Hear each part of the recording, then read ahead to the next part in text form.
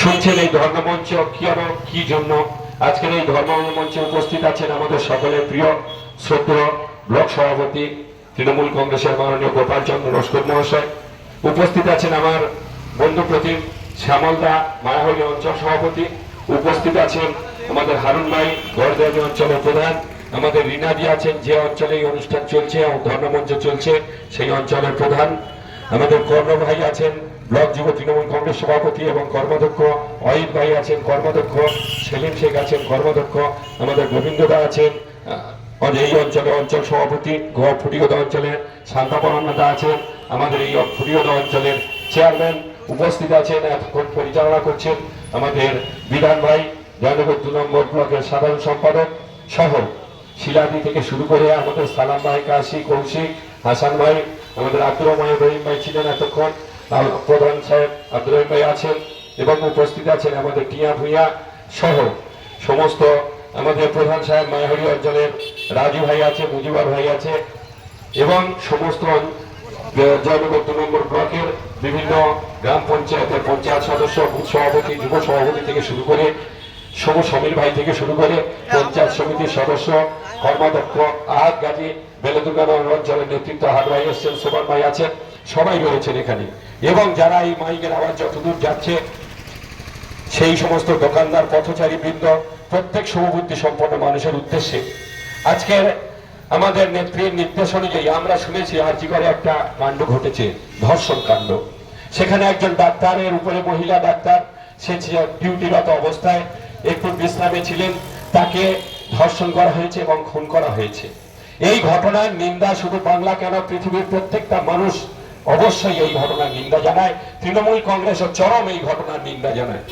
কিন্তু ঘটনা রাতের অন্ধকারে ঘটে গেছে, সঙ্গে সঙ্গে আমাদের মাননীয় মুখ্যমন্ত্রী মমতা বন্দ্যোপাধ্যায় নির্দেশ দিয়েছিলেন অবিলম্বে দোষীদের চিহ্নিত করতে হবে এবং দোষীদের গ্রেপ্তার করে তাদের অবিলম্বে শাস্তির ব্যবস্থা করতে হবে।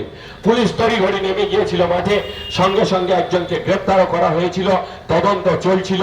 হঠাৎ করে এখানকার সিপিএম বিজেপিরা নানা রকম ভাবে উস্কানি দিয়ে তার সঙ্গে সঙ্গে এখানে যে আজকের গদি মিডিয়া বলে পরিচিত, আজকের বিভিন্ন মিডিয়াগুলো রাস্তায় ঝাঁপিয়ে পড়লো, শকুনির মতো তাকিয়ে থাকে ওই মিডিয়াগুলো, কখন একটা ছোট খাদ্য পাবে সেই খাবারটা নিয়ে মানুষের কাছে নানা রকম ভাবে ফুলিয়ে ফাটিয়ে মিথ্যা যুক্ত করে তার সঙ্গে নানা রকম ভাবে রূপ রং চলিয়ে বাংলাকে কলুষিত করা যায়, বাংলাকে বদনাম করা যায়, বাংলাকে হেয় প্রতিপন্ন করা যায়, তৃণমূলের বদনাম করা যায়, সেই প্রচেষ্টায় তারা রাত থেকে নেমে পড়লো মাঠে। তারপরে আমরা কি দেখলাম, যখন তদন্ত চলছে হঠাৎ করে দেখা গেল বিভিন্ন জায়গায় আন্দোলন শুরু হয়েছে। আন্দোলন নিশ্চয়ই হতে পারে, আন্দোলন নিশ্চয়ই হবে, কিন্তু সেই আন্দোলন হবে গণতান্ত্রিক পদ্ধতিতে, আন্দোলন হবে আন্দোলনের ভূমিকায়, আন্দোলন হবে সাধারণ মানুষকে ব্যতিব্যস্ত করে নয়, রাস্তাঘাটে নিশ্চিত আন্দোলন হবে। কিন্তু আন্দোলনের নাম করে আমরা কি দেখলাম, আমরা দেখলাম সেই আরজি করে কয়েক কোটি টাকার সম্পত্তি, আমাদের এই বাংলার মানুষের সম্পত্তি, আমাদের সাধারণ মানুষের সম্পত্তি, সেখানে চিকিৎসারত সেই নার্স, এই ডাক্তারদের তাদেরকে মারধর করা হয়েছে, পুলিশকে মারধর করা হয়েছে, আরজি করকে ভাঙচুর করলো ওই সিপিএম আর বিজেপির গুন্ডারা, ওই সিপিএম আর বিজেপির মস্তানরা। এরা বাংলাকে অশান্ত করতে চায়, বাংলায় বিশৃঙ্খলা তৈরি করতে চায়। আমরা জানি এই বিজেপি সেই বিজেপি যারা সাম্প্রদায়িক বিভাজন করে, যারা রাজ্যে রাজ্যে শত্রুতা বাঁধায়, যারা বাংলাকে দীর্ঘদিন ধরে বঞ্চনা করেছে। 100 দিনের কাজের টাকা এখনো দেয় না এই বাংলার মানুষের, সেই 100 দিনের ন্যায্য পাওনা এখনো দেয়নি, আবাস যোজনার টাকা এখনো দেয়নি, বিভিন্ন ভাবে বাংলাকে শেষ করার চক্রান্ত করছে। ঠিক যেমন ভাবে সেই ব্রিটিশ পিরিয়ডে এই বাংলাকে ভাগ করা হয়েছিল 1905 সালে লর্ড কার্জনের নির্দেশে বাংলাকে দুভাগ করে দেওয়া হয়েছিল, তার বিরুদ্ধে আন্দোলন হয়েছিল স্বদেশী এবং বয়কট আন্দোলন। সেই আমরা শুনেছি ইংরেজরা যেমন ভাবে বাংলাকে নিষ্পেষিত, শোষিত এবং জর্জরিত করেছিল, বাংলাকে দুর্বল করার চেষ্টা করেছিল, ঠিক সেই কায়দায় এই বিজেপিরা বাংলাকে ভাগ করতে চায়। আজকে দার্জিলিংকে আলাদা করে দেওয়ার চেষ্টা হচ্ছে, গোর্খাল্যান্ড করার চেষ্টা হচ্ছে, কখনো উত্তরবঙ্গ আলাদা করার চেষ্টা হচ্ছে, কখনো জঙ্গলমহল আলাদা করার চেষ্টা হচ্ছে, কখনো রাজবংশীদের কোচবিহার আলাদা করার চেষ্টা হচ্ছে, কোচবিহারকে আলাদা করার চেষ্টা হচ্ছে। এইভাবে বাংলাকে বিভাজন করে বাংলাকে দুর্বল করতে চায় এই মোদী সরকার।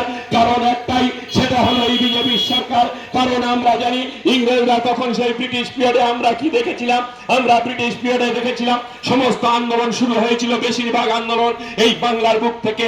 বাংলার মানুষ আন্দোলন করতে জানে, বাংলার মানুষ মেরুদণ্ড সোজা করে রাখতে জানে।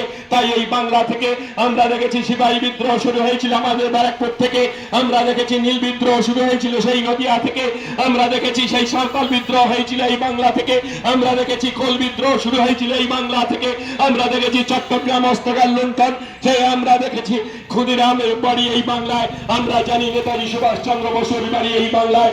এই বাংলা থেকে জন্মেছে একাধিক বীর বিপ্লবী। তাই তখনকার ইংরেজ সরকার এই বাংলাকে দুর্বল করার চেষ্টা করেছিল। আর ঠিক সেই কায়দায় এখনকার যে দিল্লিতে একটা স্বৈরাচারী নরপিশাচের সরকার একটা বসে আছে, সেই মোদীর সরকার, সেই বিজেপির সরকার, তারা জানে ভারতবর্ষের বুকে যদি একটা রাজ্য থাকে আর একটা নেত্রী থাকে, তার নাম মমতা বন্দ্যোপাধ্যায়। সে মোদীকে দেখে ভয় পায় না। ভারতবর্ষের বিজেপিকে যদি গদি থেকে নামাতে হয়, তার আন্দোলনের একটাই মুখ, সেই বাংলায় বসে আছে মমতা বন্দ্যোপাধ্যায়, অভিষেক বন্দ্যোপাধ্যায়। তাই মমতা বন্দ্যোপাধ্যায়কে কলুষিত করতে হবে, বাংলাকে বন্ধন করতে হবে, বাংলাকে বিভাজন করতে হবে। ঠিক সেই ব্রিটিশদের কায়দায় আজকে চক্রান্ত করে বাংলাকে শেষ করার একটা অপচেষ্টা চলছে। আমরা কি ভুলে গেছি সেই উত্তরপ্রদেশের যোগীর রাজ্যে, আমরা সেই হাতরাসে সেই ছোট্ট 17 বছরের মনীষা বাল্মীকির মেয়ের কাহিনী। সেই মেয়েটা তো গিয়েছিল সেই যোগী সরকারের, সন্ন্যাসী সরকারের, বিজেপি সরকারের সেই রাজ্যে। সেই মেয়েটা, হাতরাসের মেয়েটা, রাত্রেবেলা গিয়েছিল পাশের বাড়ির পাশে একটা দোকান থেকে ডিম কিনতে। সে যখন রাত্রেবেলা যায়, সেই বিজেপির নেতারা সেই 17 বছরের ফুটফুটতে সেই বাচ্চা মেয়েটাকে তাকে টানতে টানতে নিয়ে গিয়ে মাঠের মাঝখানে বাগানের মধ্যে তাকে ধর্ষণ করেছিল। 4-5 জন মিলে ধর্ষণ করে তারা ক্ষান্ত হয়নি। যখন বাচ্চাটা আত্মনাদ করছে, বলছে আমাকে ছেড়ে দাও, আমি বাড়ি চলে যাব, আমি কারোর নাম বলবো না,